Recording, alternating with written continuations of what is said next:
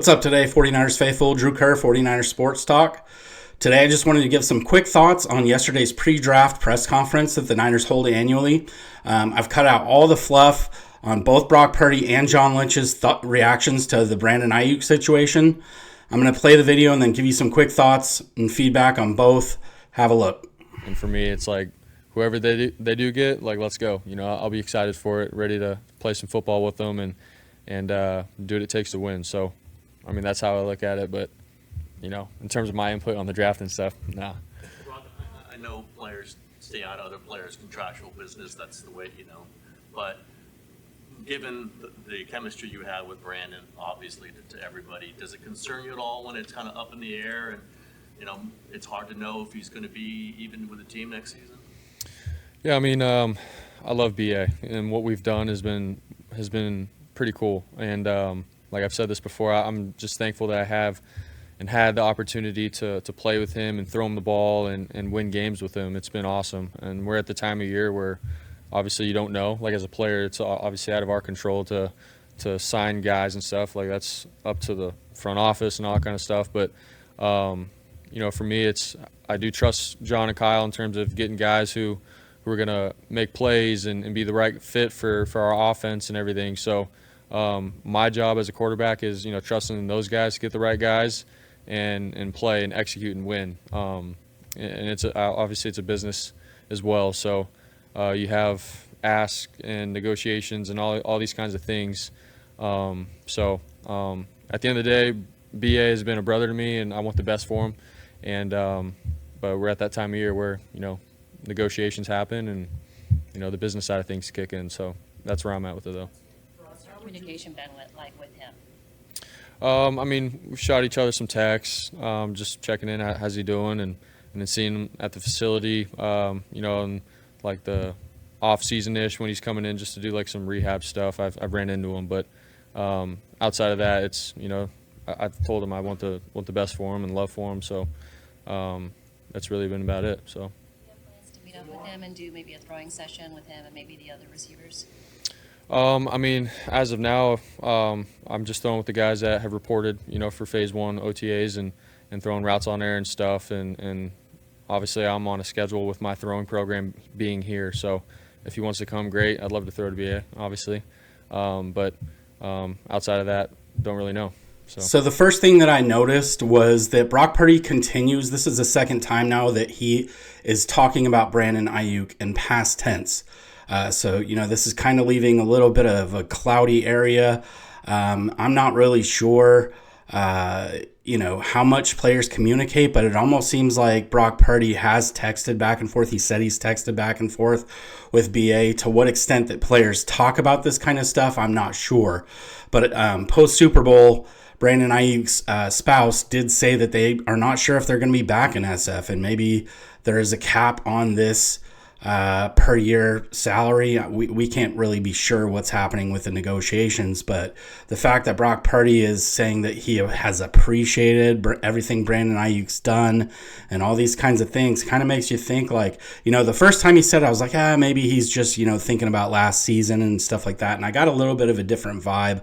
I don't know if you guys have, obviously let me know in the comments. I was very dug down deep in the fact that Brandon Aiyuk is going to come back, and I still feel very strongly that way. But, I think the needles moved for me a little bit. I think I went from maybe like 98% sure that Brandon Aiyuk's going to be back, and now I'm at about 75%. I think there's probably a 25% chance that he could get dealt if some team comes banging the door down with an offer on draft day. I think that it's a possibility, but still not a very high one. But the fact that, Brock's like, I'm just throwing to the guys who are here. I'm just focusing on that. I trust John Lynch and Kyle to choose the right players, and I'll throw to whoever I need to. Makes me kind of think that Brock Purdy is mentally preparing for life without Brandon Aiyuk, and that really sucks. Their chemistry is probably the best on the team, but Brock, he threads the needle. I think he would be okay without Brandon. The thing that worries me the most without Brandon is the downfield blocking, because it did take Brandon Aiyuk a while to kind of get in the groove of doing that. And now I think he's probably the best in the league at doing it. And you can't, if he's the best, I mean, the bar's set extremely high, and you're not going to get that level of production from a rookie. Okay, first off, I just want to apologize for the low quality of this video, but it's straight off the 49ers channel. I'm not sure how one can be in Silicon Valley and not get the tech right. Do they not have time to also set up before they shoot and kind of test the footage and test the sound? It almost seems like they're doing it on the fly. Like, you can see them zooming in, zooming out. Kind of the audio is a little bit off, and John Lynch is spitting into the mic. It's just not what you would expect from a multi-billion-dollar company. So I'm not sure who's in charge of the video quality, the audio quality for the 49ers or social media, but y'all need to get it together. With that, I'll open up questions. And before, questions, I know a couple years ago there was a lot of talk about another receiver, Debo, and I said the same thing. But with BA, BA, I've communicated on a couple occasions, on many occasions, our wish. And our wish is that he's here and a part of the Niners for the rest of his career. We're working through that. And, as such, I was a player once, and I never liked my business being out in the public. And so I'm going to respect that. I'm not going to speak for their side. I can say we're having good talks, and I'm just going to leave it at that. And we'll focus on the draft here today. But that's just want to understand you guys have a job to do and respect that. But that's kind of the tone I'm going to take there. So with that, I'll open up for questions. When you guys communicated, did you use emojis or words? There you go. The first question. We communicate well, and we love the guy. So thank you. Has he been here for? He's not. Yeah, he's not here right now. No. But has he been here previously at all? No. Yeah. Sure. We receive calls about a lot of players. Yeah. Given permission to his side to go? I'm not going to get in all those details. We're really focused on BA being part of us. He's under contract, and we're looking forward to that. Debo and Nick both said the years with their contract things went into the summer or Yeah. even later that it impacted the way they played that season. Yeah. It negatively impacted the way they played that season. Right. Knowing that, does that even just in terms of the timeline of trying to get something done with BA, does that? Yeah, I think that's important. I think there is, human nature is that deadlines force these things, but I think you can always learn from situations, and you'd be a fool not to. I'd like to have our business tidied up at a little, those things they ran the course they needed to, and I'm proud of our record of getting the guys we want to get done.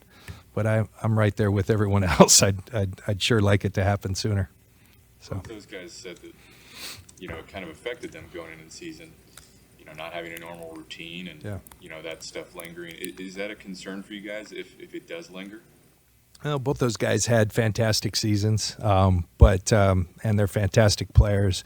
But of course, I just alluded to it. You always want to learn, and if we can get it done sooner, I'm always for that. We all are. John Lynch is treating this the same as he did with Debo and Nick Bosa, so he says. There are some similarities there.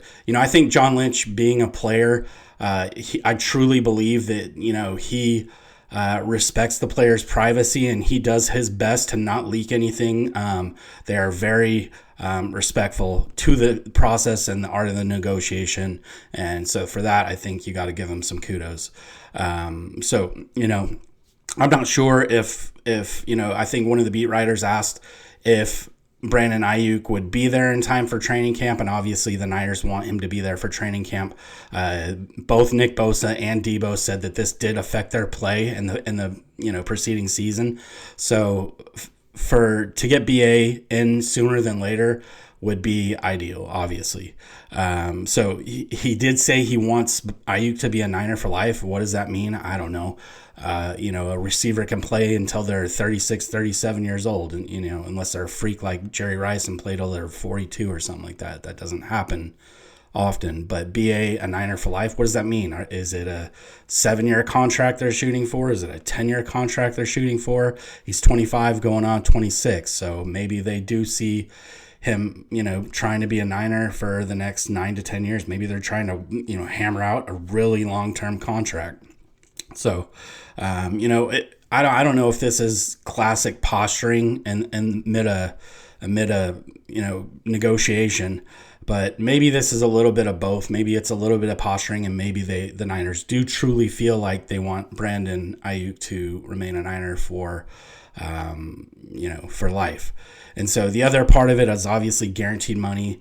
And maybe Brandon Aiyuk's agent is waiting on Justin Jefferson with the Vikings to get a deal to kind of set the bar, set the market. If he gets, 32, 33, 34 million a year, Brandon Aiyuk's agent's going to use that and come in and say, look, we want 31, 32 with X amount of guaranteed money. So this is all just a game. It's a waiting game, and it kind of sucks because it does interfere with the football aspect of the game.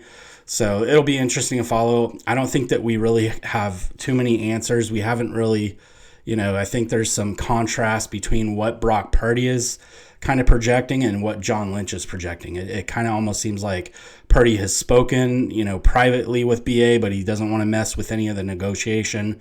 So he's just like saying, what he feels in his heart. And it doesn't sound like, BA being here is part of the equation in Brock Purdy's mind. So, I'm not really sure what their conversations have been one-on-one, but the fact that he's saying, I'll always be thankful for Brandon.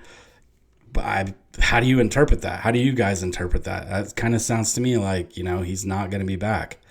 But, it just seems very black and white, with between the contrast between Brock Purdy and John Lynch. John Lynch sounds very optimistic, but it's kind of confusing. It kind of is going to keep us confused until there's either a trade or the extension happens. So that said, I don't know. We'll see, but it's starting to sound less good with the potential of Brandon Aiyuk being here. All right, guys, that's a wrap. Thank you for watching. Please leave a like if you enjoyed the content and subscribe to the channel for more. I have another video coming out breaking down the best first rounders the Niners have had since the inception of the franchise. Hit the notifications button to get an alert when that one comes out. That said, I hope you all have a good rest of your day. We'll see you next time.